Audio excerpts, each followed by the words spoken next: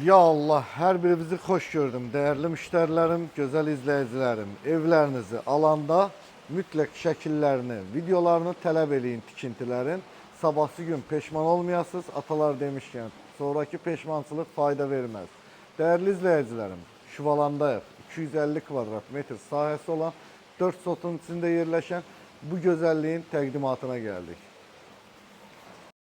Rahatlıkla əyləşə biləcəyiniz isti döşəməli besetkası. Burada maşın girişini gördünüz və meşəliyini görürsünüz hal-hazırda.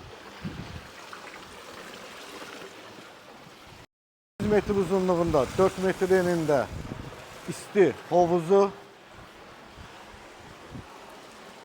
ətrafını tam dövr eləmək mümkündür. Bu tərəfdən də çıxışı var.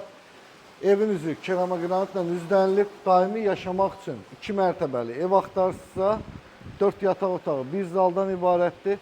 Sizin üçün əla bir fürsətdir. Evin daxilində görüşərik inşallah. Daxil olan kimi geniş hol bizi qarşılayır. Bir zal, bir mətbəx, bir də sanitar qovşağı, bir dənə də yataq otağından ibarətdir. Gördüyünüz kimi geniş bir zalı, zaldan terasa çıxışı. Gəlin indi sizə mətbəxi təqdim edeyim. Gəlin indi də sizlərə 25 kvadratlıq mətbəxini göstərim. Bu arada tavanın hündürlüyü 3.50-dir, qapıların hündürlüyü 2.45-dir. Davam edək.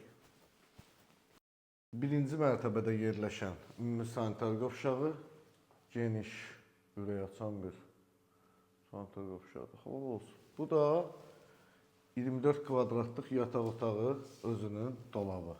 Getdi 2-yə. Sizə maraqlı bir şey göstərəcəm. Bunu mənim hər zaman izləyicilərimdə sual verir. Bilməyən insanlar çoxdur, qınamayaq da. Yəni insan görməyib bunu. Hər zaman sual verdiyimiz gizli damlar necə olur? Baxın görürsünüz, buna deyirlər gizli dam. Bu evin üstü də bu formadadır. Yəni dam görünmür belə. İndi daxil olaq evə. Ayaklarımızı unutmuruq. Birinci yataq otağı.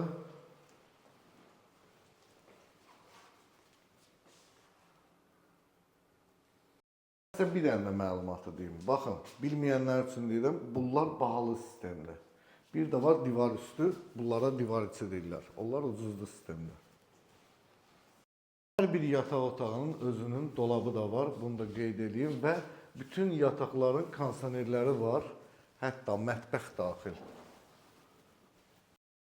Buradan eşidirəm, bir dənə orada izləyicimiz var. Qardaş, bunun qiyməti